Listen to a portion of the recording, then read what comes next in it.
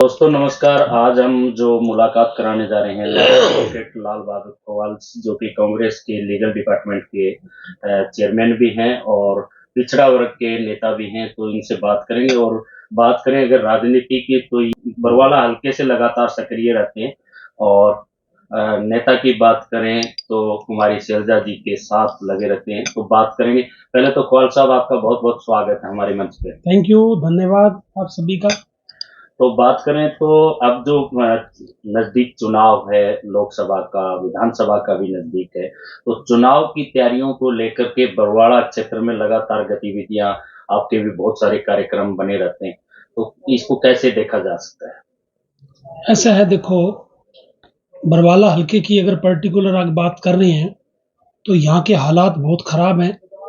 बहुत सारे लोग मेरे पास आते हैं, मैं भी जैसे वहाँ जाता हूँ तो लोगों की बहुत कंप्लेंट है कि वहाँ कोई भी विकास काम नहीं हो रहे हैं।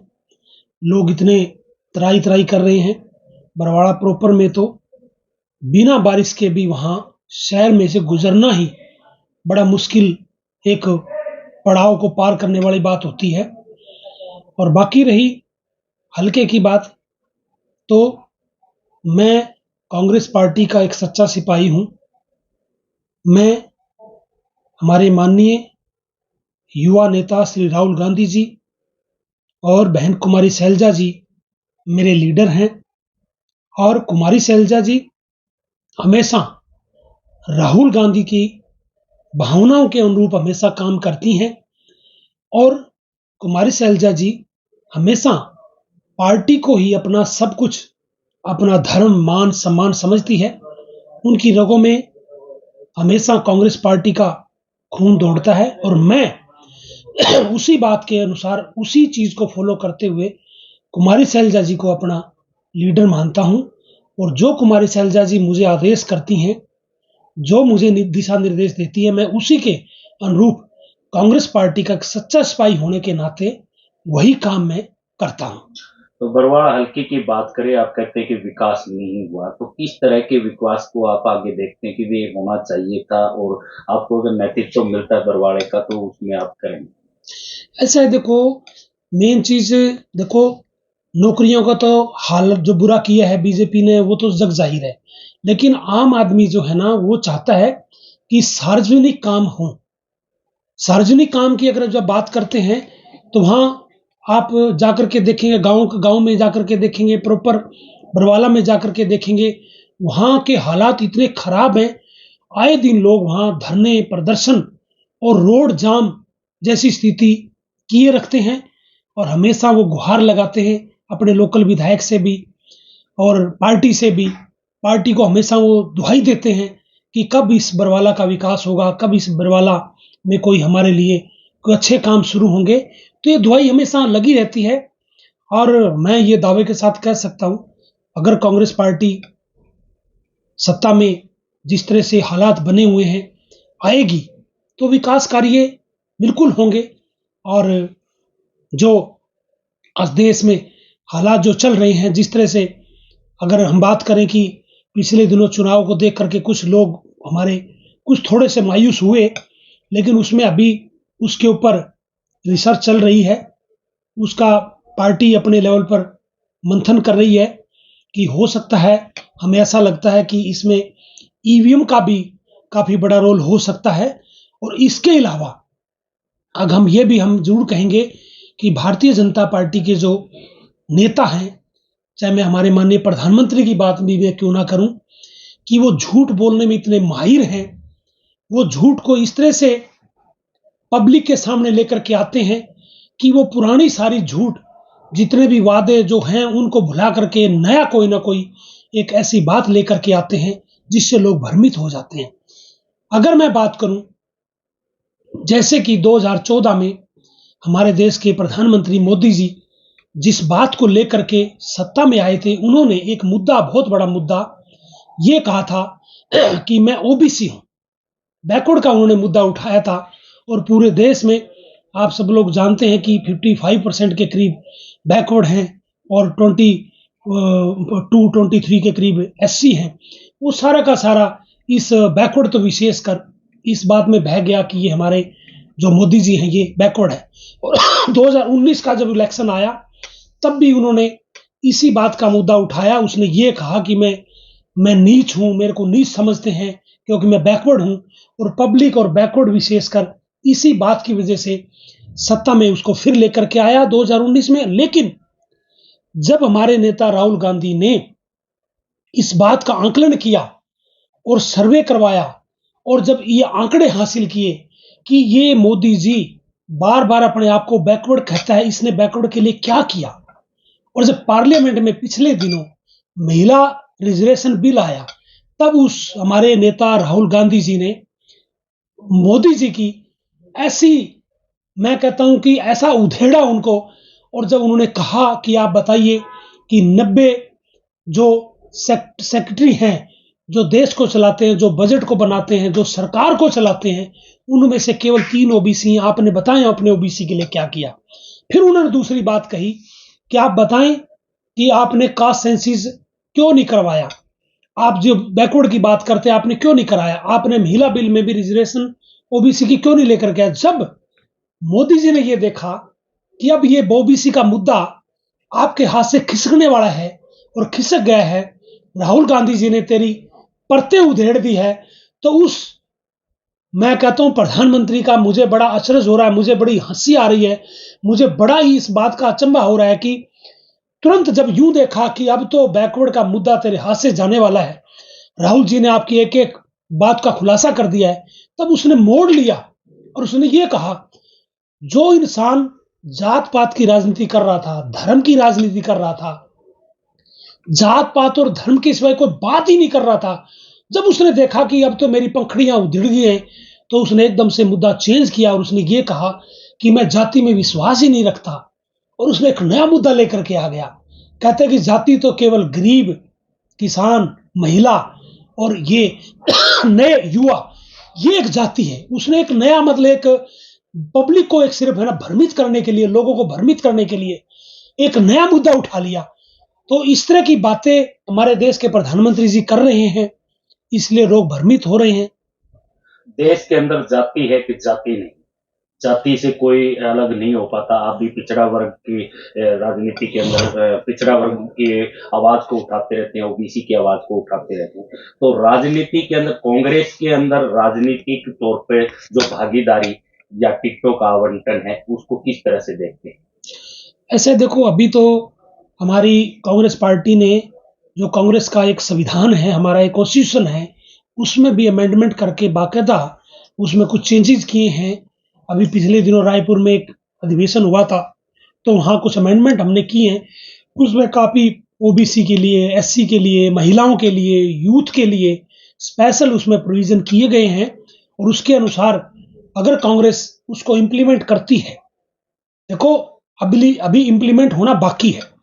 कॉन्स्टिट्यूशन में जरूर उन्होंने अपने डाला है, लेकिन उसको इम्प्लीमेंट जिस दिन कर देंगे तो मैं ये दावे के साथ कह सकता हूं कि कांग्रेस को बहुत बड़ा एक फायदा होगा और इसका पब्लिक में एक अच्छी आवाज जाएगी। इसमें समानता का अधिकार जो संविधान ने दिया था उसकी पालना भी होगी।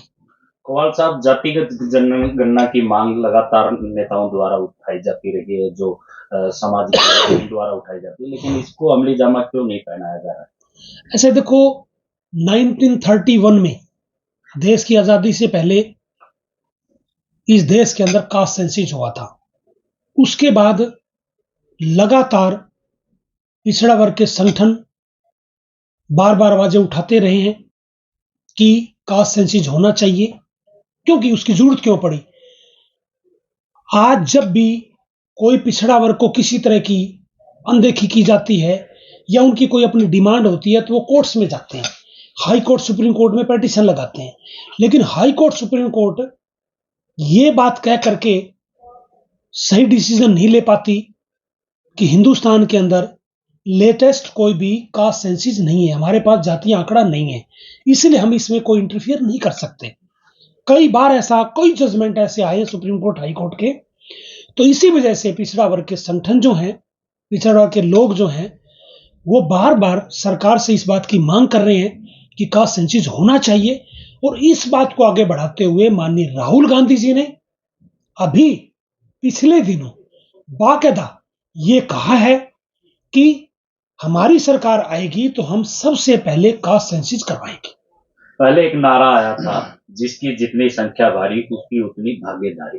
और अभी आपने कहा, मोदी जी से पूछा गया कि भी पिछड़ा वर्ग के कितने नेताओं को प्रतिभाग लिया गया या मान लो जिम्मेवारियां दी गई देश की। तो क्या लगता है कि आपको कि पिछड़ा वर्ग के जो लोग हैं उनको सरकार में समानता, जो लोकतंत्र में होना चाहिए, समानता की भागीदारी नहीं? ऐसे देखो, अगर मैं बात करूं एक सामाजिक कार्यकर्ता होने के नाते, तो आज तक जितने भी शोषित वर्ग हैं उनकी अनदेखी सभी सरकारों ने की है। मैं ये मानता हूं कि कांग्रेस पार्टी ने, ठीक है, कोशिश की पिछड़ा वर्ग को, एससी समाज को, किसानों को, हर वर्ग को, है ना, कोशिश की उन्होंने कि इनको बराबर के अधिकार है, लेकिन मैं उसको भी नहीं मानूंगा, वो अधूरे ही मानूंगा मैं।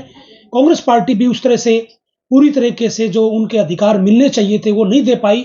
लेकिन भारतीय जनता पार्टी ने तो हद ही पार कर दी कि जो थोड़ी बहुत मूलभूत सुविधाएं, जो रिजर्वेशन, जो शोषित वर्गों को अपलिफ्ट करने की जो स्कीम्स थी, जो रिजर्वेशन थी, उसको भी निष्क्रिय करने के लिए भारतीय जनता पार्टी ने कोई कोर कसर नहीं छोड़ी है।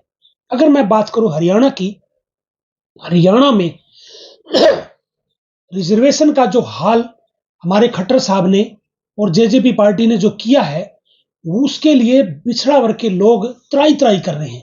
आज अगर मैं सच्चाई आपको ये बता रहा हूं कि एक चपड़ासी का बच्चा भी आज रिजर्वेशन का बेनिफिट नहीं ले सकता, क्योंकि संविधान की भी और सुप्रीम कोर्ट की जो गाइडलाइन है उनकी भी भारतीय जनता पार्टी ने धज्जियां उड़ाई हुई है। 9 जजों के संवैधानिक बेंच ने Indira Sahni versus union of India का जो सुप्रीम कोर्ट का जजमेंट है 1993 का, उसमें बाकायदा गाइडलाइन दी गई थी कि आप इसमें क्रीमी लेयर लागू करोगे, पर क्रीमी लेयर की जो गाइडलाइन होगी वो ये होगी, यानी उसमें कुछ ऐसी कैटेगरीज बनाई गई थी, कुछ ऐसे प्रावधान दिए गए थे कि क्रीमी लेयर में कौन आएगा। जैसा कि मान लो सुप्रीम कोर्ट ने यह मानना था कि जो पिछड़ा वर्ग को जो रिजर्वेशन दिया जाता है वो केवल इसलिए दिया जाता है कि वो सामाजिक रूप से जो है ना वो पिछड़े हैं, उनको जो दूसरे वर्ग हैं उनको जो जिस भावना से और जिस तरह से उनको उनका शोषण हुआ है उस बात का रिजर्वेशन दिया गया था। लेकिन भारतीय जनता पार्टी ने अब पिछले दिनों एक नोटिफिकेशन जारी करके 2016 में, 2018 में और 2021 में 3 नोटिफिकेशन की उन्होंने। तीनों में ही जो क्रिमिनल जो लागू किया उसमें क्या किया उन्होंने, सैलरी और एग्रीकल्चर इनकम को भी उसने इंक्लूड कर दिया। अब एक चपड़ासी का बच्चा भी, चपड़ासी की भी जो बच्चे की जो पेरेंट्स है उसकी इनकम भी वो 6 लाख से ज्यादा हो जाती है, तो वो भी रिजर्वेशन से बाहर कर दिया बीजेपी ने। जब बीजेपी की लीडर से जब बात होती है तो उनका कहना यह होता है कि हम बिल्कुल गरीब आदमी को हम रिजर्वेशन देना चाहते हो। लेकिन मैं भारतीय जनता पार्टी के लीडर से पूछना चाहता हूं कि आपकी गरीब की डेफिनेशन क्या है। आप एक चपड़ासी है जो एक गांव से आकर के शहर में आकर के चपड़ासी लगने के बाद अपने बच्चे के लिए वो ये सोचने लगा कि मैं तो चपड़ासी लगा लेकिन मेरे बेटे को मैं क्लर्क, क्लास 1, क्लास 2 ऑफिसर लगा लूं, लेकिन उस टाइम उसकी रिजर्वेशन खत्म कर दी है। तो ये कैसे संभव होगा, ये कैसे होगा कि आप एक गरीब आदमी को देने की बात कर रहे हो। धरातल में कुछ और है और पब्लिक को बेवकूफ बनाने के लिए ये भारतीय जनता पार्टी के लीडर्स कुछ और बात करते हैं। इससे पहले की बरवाला की राजनीति पर वापस आए, आपने जो बातें कही, यदि आपकी सरकार आती है तो आप इस पर क्या किस तरह से अमली जमा करना पाएंगे? ऐसा है, पार्टी ने तो, हमारे प्रिय नेता राहुल गांधी जी ने और कुमारी शैलजा जी ने तो बाकायदा अनाउंस किया है कि जो रिजर्वेशन का फंडा है, आप रिजर्वेशन की बात पूछना चाह रहे हैं, कि जितनी भी बातें मैंने ये कही है ये बिल्कुल बाकायदा पार्टी सत्ता में आएगी तो ये लागू करेंगे। जैसे कि क्लास 1, क्लास 2 में भी रिजर्वेशन अब बैकवर्ड क्लास की केवल 15% है, और जबकि क्लास 3 और क्लास 4 में 27% है। इसका भी बाकायदा सरकार ने, हमारी कांग्रेस पार्टी ने ये कहा है कि इसमें भी हम 27% रिजर्वेशन देंगे। देखो कितनी विडंबना है कि जिन लोगों को ये समानता का अधिकार देने की बात करती हैं सरकारें, वो कहती है कि आप चपड़ासी और क्लर्क तो लग सकते हो 27%, पर आप अधिकारी नहीं बन सकते। उसमें जो रिजर्वेशन है वो 11 और 6 है, यानी उसमें रिजर्वेशन पूरा नहीं है। अधिकारी नहीं बन सकते, चपड़ासी बन सकता है। तो ये सारी बातें हैं ना, इवन पिछले दिनों कुमारी सैलजा प्रदेश अध्यक्ष, उन्होंने मैनिफेस्टो में भी ये सारी चीज डाली थी कि हम क्लास 1 क्लास 2 में भी 27% रिजर्वेशन देंगे।